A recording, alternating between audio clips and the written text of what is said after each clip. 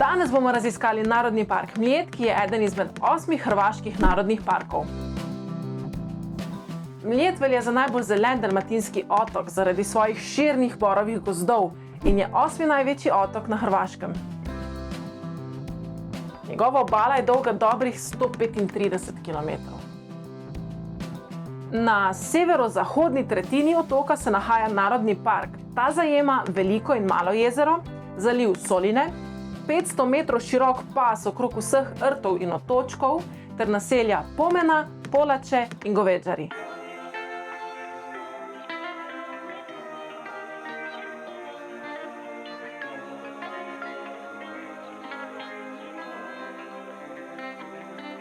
Malo in Veliko jezero sta med seboj povezana z ozkim poglobljenim kanalom, nad katerim stoji mali most.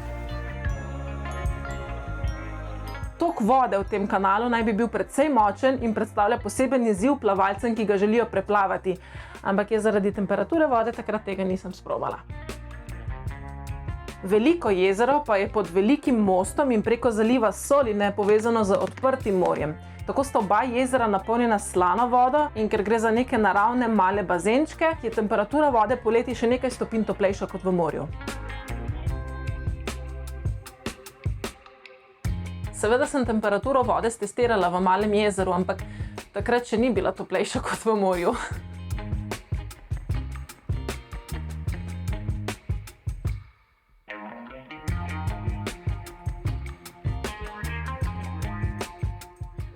Čakaj, če slučajno padem.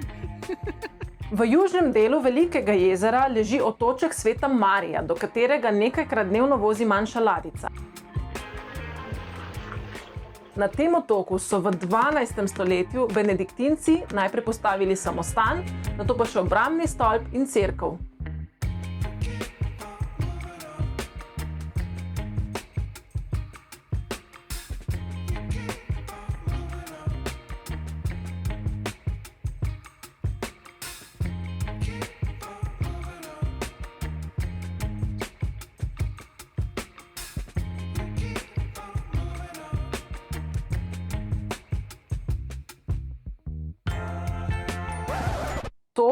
To je cvet agave. Agava cveti enkrat v svojem življenju, na kar je včasih potrebno počakati več desetletij.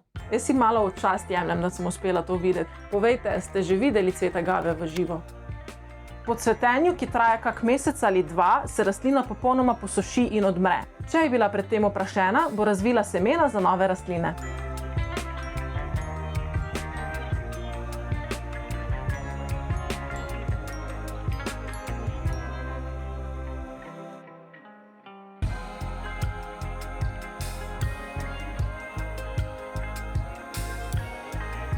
V vračanju iz Narodnega parka sem pa opazila nekaj tabel, na katere prej nisem bila pozorna in dobila sem nove ideje za pohajkovanje. Poglejte si v naslednjem videu.